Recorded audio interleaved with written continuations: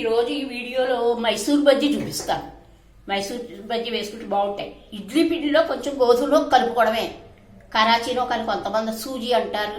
ఆ నూక అంత కలుపుకుని ఇగో అల్లం పచ్చిమిరపకాయలు జీలకర్ర ఇంత ధనియాల పొడి వేసాను. చాలా బాగుంటుంది, మంచి రుచిగా ఉంటుంది. కాస్త జీలకర్ర కూడా వేసాను. కరకరలాడుతూ ఉంటుంది, పంటి కింద పడి వేగితే చాలా బాగుంటుంది. అందులోనూ వేసాను, మళ్ళీ ఇందులో కూడా వేసాను.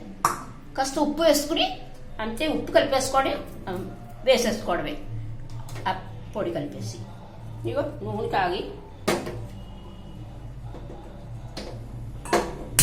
నూనె పెట్టేసుకోవడం, మూకుడు పెట్టుకోవడం, నూనె కాగానే వేసేసుకోవడమే. ఇది వరకటి వాళ్ళు మరి అలాంటివన్నీ చేసి పెట్టేవారు పిల్లలకి. బాగా పిల్లల స్కూళ్ళ నుంచి వచ్చేసరికి ఏవో ఒకటి ఇలాంటివి రెడీ చేసేవారు.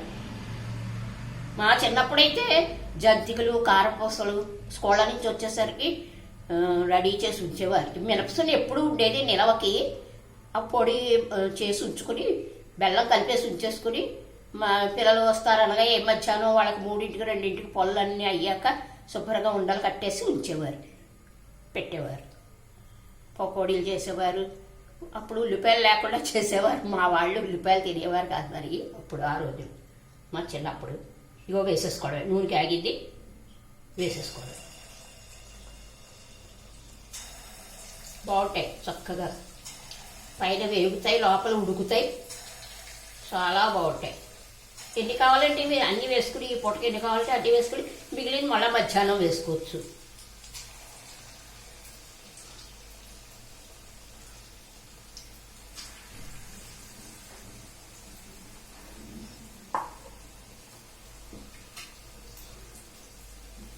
ఎక్కువ నూనె పోసుకోకుండా చక్కగా ఎంత కావాలో అంత, అందుకే చిన్న మూకుడు పెట్టుకుని కొంచెం పోసుకోవాలి. ఎందుకంటే కాగిన నూనె వాడద్దు అంటున్నారు కదా, మరి వాడకూడదు కదా. అందుకు కొంచెం పోసుకుంటే ఓ 2-3 సార్లు వాడేసుకుని ఇంకా ఏ పోపులకో వాడేయచ్చు.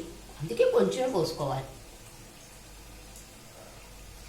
కొంచెం వేగే అనగా అప్పుడు కలపాలి, లేకపోతే ముద్ద అయిపోతాయి. కొంచెం చూసుకుని ఇలా ఏవో ఒకటి చేసి పెట్టేవారు. పెసర పొడుకులని, మసాలాదారులు శనగలతోటి, పొట్టు ఉండగానే బాగుంటాయి, కరకరలాడుతూ ఉంటాయి. ఈసారి వీడియోలో మళ్ళీ మసాలాదారులు కూడా చెప్తాను నేను. వేసుకుందాం మనం. పెసర పొడుకులు కూడా వేసుకుందాం, బాగుంటాయి, చాలా బాగుంటాయి. బొబ్బర్లు గారెలు కూడా బాగుంటాయి. బొబ్బర్లు కూడా చాలా మంచిది తింటే.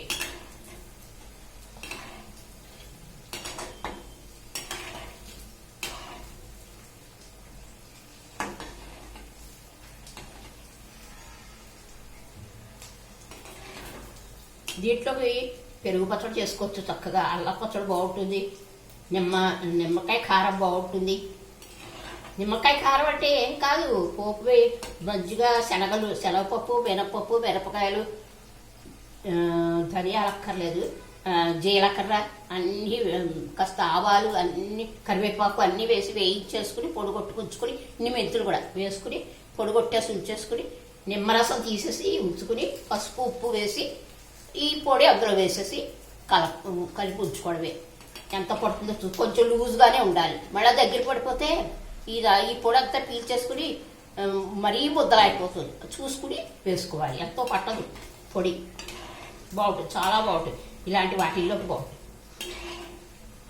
ఇవి ఏది నంచుకోకపోయినా కూడా బాగుంటాయి. ఇవి అయిపోయి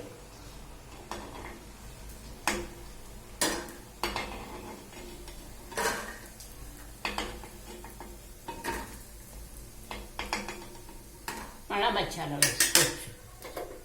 ఇగో ఇవి రెడీ, బాగుంటాయి. కరకరకరలాడుతూ ఉంటాయి, పైన లోపల ఉడుకుతాయి, పైకి కరకరలాడతాయి.